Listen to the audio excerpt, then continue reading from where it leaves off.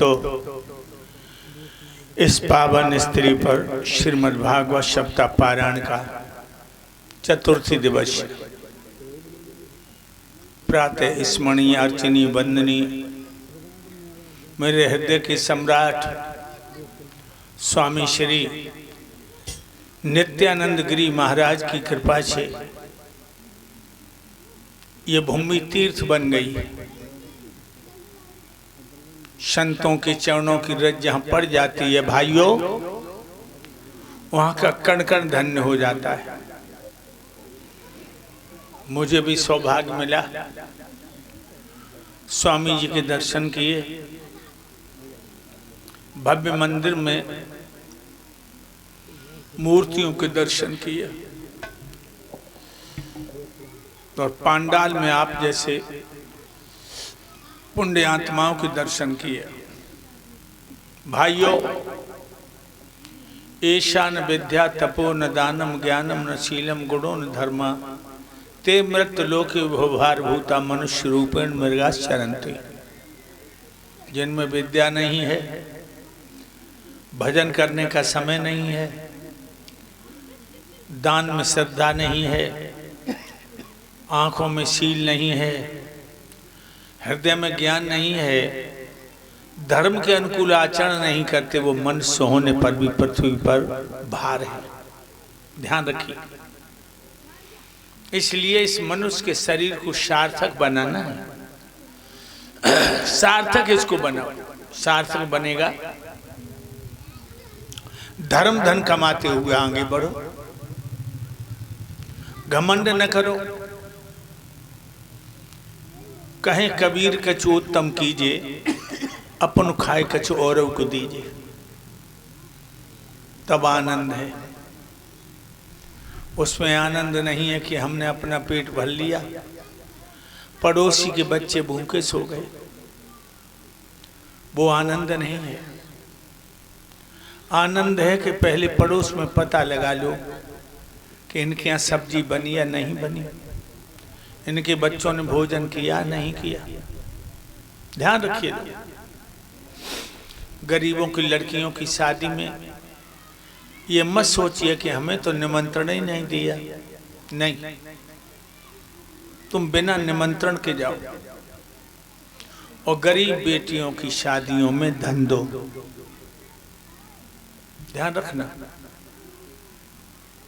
आजकल लोग वक्ता बहुत हैं, बहुत बकते हैं, ऊंची नीची बातें करते हैं, लेकिन उनकी कथनी और करनी में भेद है।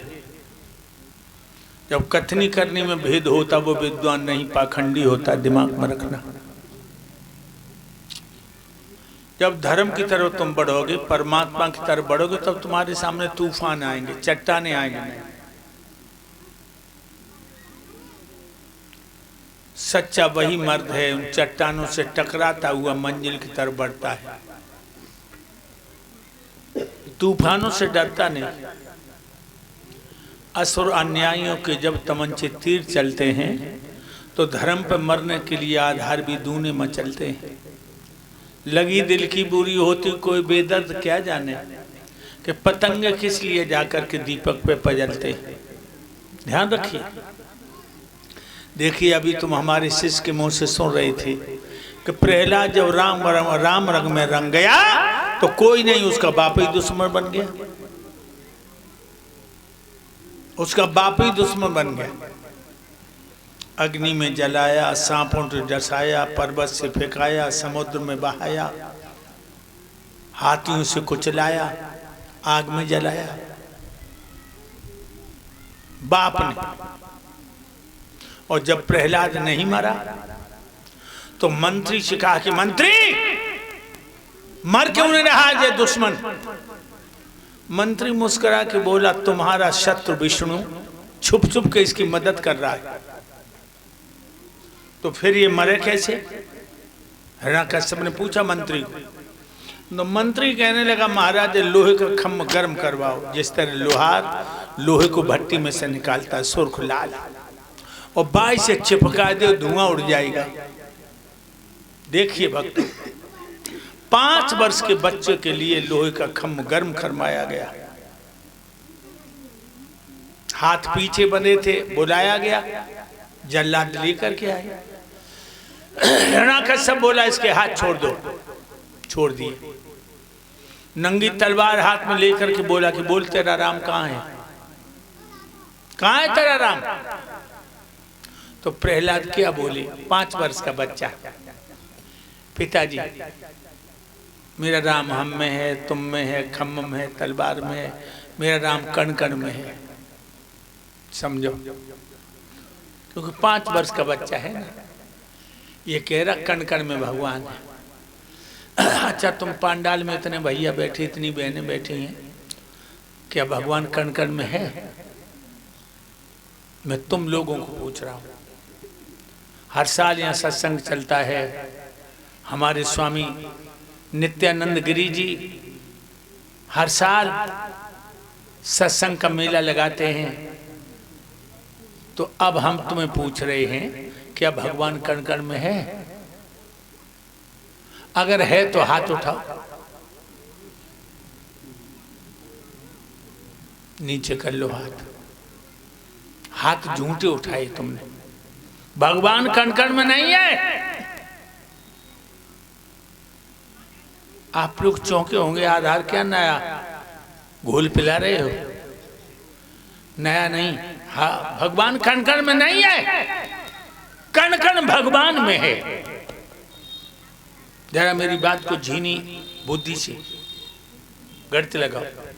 कण कण में भगवान नहीं है, कण कण भगवान में है।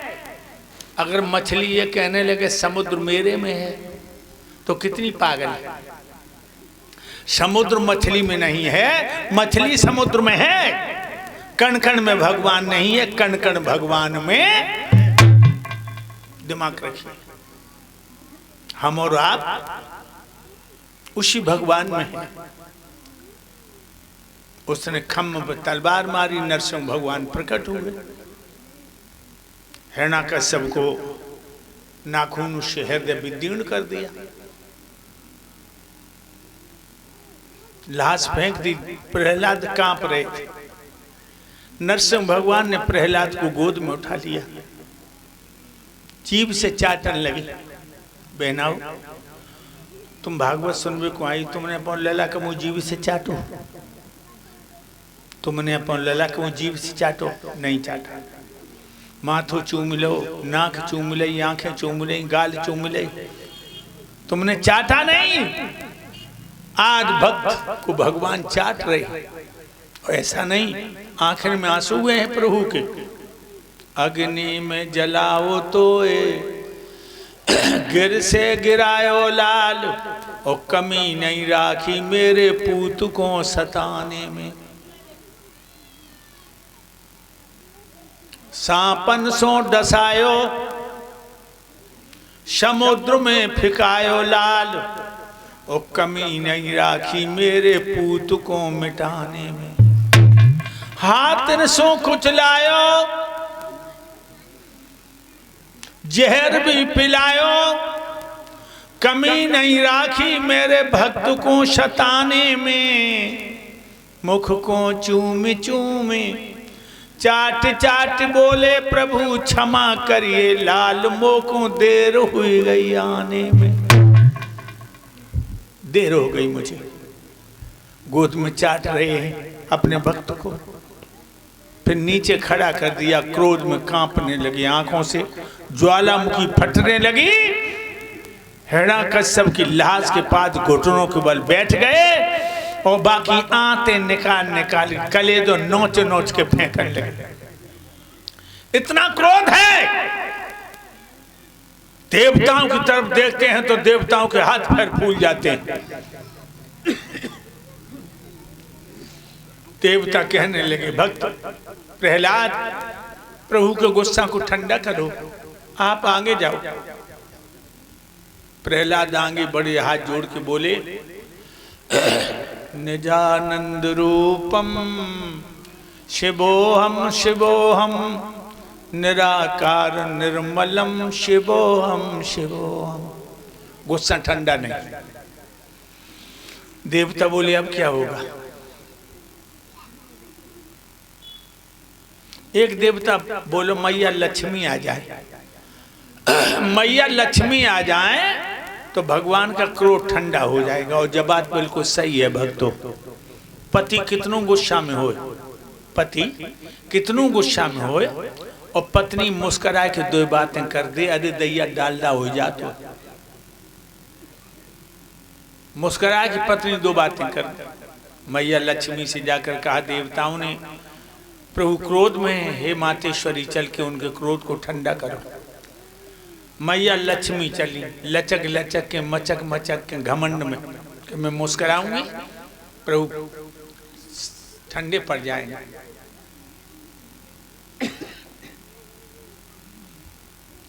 गई भगवान के सामने, हाथ जोड़ के इतना कहा, स्वामी, एकदम शेर की तरह दहाड़े और मैया लक्ष्मी लौट के भाजी, पीछे देखती जाए भाजती जाए, देखती जाए भाजती जाए, जो क्षीर सागर में आई 3 पटकें लगी।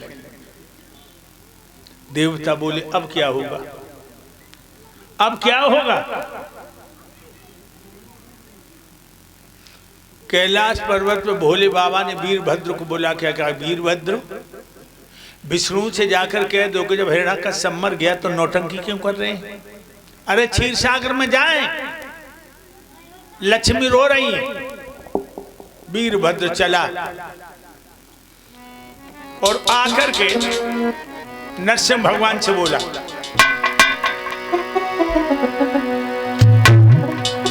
सुनो नरसिंह वीर, हरब पीर देवन की भाई, भयभीत हुई रहे देवरे के क्रोध सो नहीं जाई।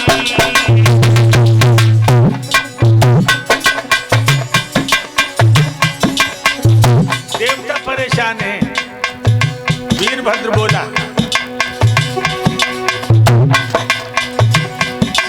और जो न मानो कही बात सही देव समझाई, हम तुम्हें यहाँ पर खड़े रे, अब हो रहा है लड़ाई।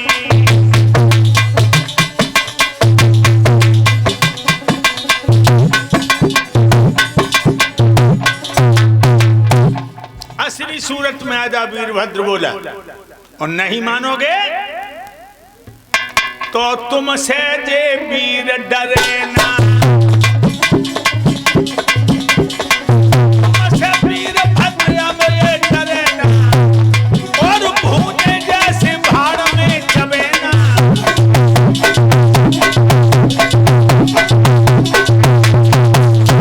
याद रखो।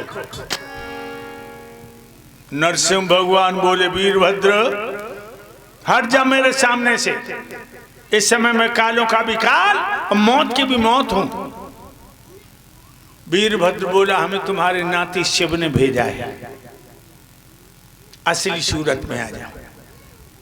और न जब तुम सुअर बने थे, हिरणाक्ष तुमने मारा, हिरणाक्ष सूकर बने थे, तब हमने तुम्हारी दुर्गति कर दी थी। तुम्हारे नाक को सींग उखाड़ के मैंने भूतनाथ भवनाथ को दे दिया, वो अभी उनकी कमर में है, मान जाओ। सोई नरसिंह भगवान वीरभद्र झपटे। वीरभद्र ने अपनी लंबी पूंछ बढ़ाई और नरसिंह भगवान को लपेट लिया, ले गया आसमान में, फिर पटका नीचे, फिर ले गया ऊपर, फिर पटका नीचे, फिर ले गया ऊपर, फिर पटका नीचे। चौथा पटका लगा, नरसिंह भगवान का प्राणांत हो गया, मर गए। नरसिंह भगवान का प्राणांत हो गया। वीरभद्र ने उनकी खाल उतार ली और वो ही खाल आके भगवान भोले बाबा को दे दी। जिस बागम्बर पर बैठ के भोले बाबा डमरू बजाते हैं, शून्य में समाधि लगाते हैं, वो बागम्बर नरसिंह भगवान की खाल है। दिमाग में रखना। हम ये भी जानते हैं, जो तुम्हें बात किसी ने बताई नहीं अभी तक, तो तुम चकित हो। ध्यान रखना, जो वीरभद्र ने खाल उतार के दी ये बागंबर, वो नरसिंह भगवान की खाल है। और प्रहलाद हिरण्यपुर के राजा हो, अब एक कीर्तन बोल लो बड़े प्रेम से, आगे की कथा बहुत अच्छी आ रही है।